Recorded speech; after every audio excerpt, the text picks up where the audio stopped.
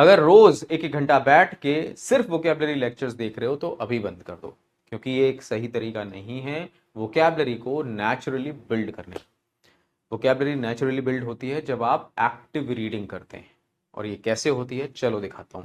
आज की डे आर फ्री आर्स ड्रिल से हमने एक वर्ड पिक किया, स्पूक्ड, जो यहां पे आपको सेंटेंसेस में 3 बार दिखाई दे रहा है। सेंटेंसेस दिए हुए हैं। At first investors in these funds were spooked by the realisation that nearly a third of their loans are to software firms which could be disrupted by artificial intelligence. Now they are spooked by how spooked everyone else seems to be, including those in charge. अब ये same word in 3 sentences में भी use हो रहा है। अब अगर आप एक एक्टिव रीडर हैं तो आपका फोकस होता है कॉन्टेक्स्ट को समझने में।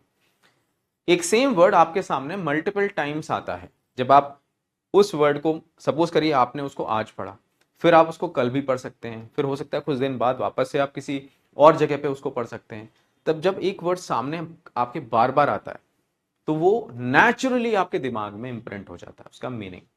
हमें एग्जैक्ट मीनिंग जानने की जरूरत नहीं होती जब हम कॉम्प्रहेंड कर रहे होते हैं, और यही एक्टिव रीडिंग का कमाल होता है।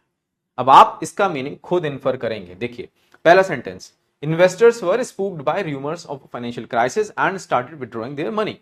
इन्वेस्टर्स क्या थे? स्पूक्ड थे रूमर्स से। किस चीज की रूमर्स? फाइनेंशियल क्राइसिस की रूमर्स, कि भाई पैसे की दिक्कत आने वाली आने वाले टाइम में। And they started withdrawing their money, उन्होंने पैसा विथड्रॉ करना स्टार्ट कर दिया बैंक से या फिर एटीएम से। Second sentence, the sudden drop in sales spooked the company's management team. किसी कंपनी की परफॉर्मेंस में सडन ड्रॉप आई सेल्स में, इस चीज ने स्पूक कर दिया कंपनी के मैनेजमेंट टीम को।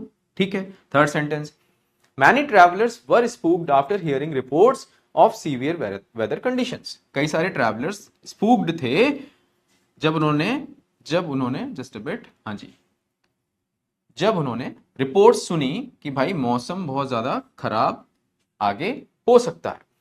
अब आपने 3 सेंटेंसेस पढ़े, ऊपर ऑलरेडी एक सेंटेंस दिया हुआ था, 2 सेंटेंसेस दिए हुए थे।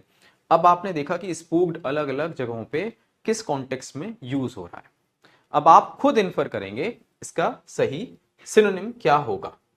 ऑप्शंस दिए हुए हैं, फ्राइटेंड, सरप्राइज्ड, रिलैक्स्ड या फिर एनकरेज्ड। कमेंट सेक्शन में अपना आंसर ड्रॉप करिए। All the best.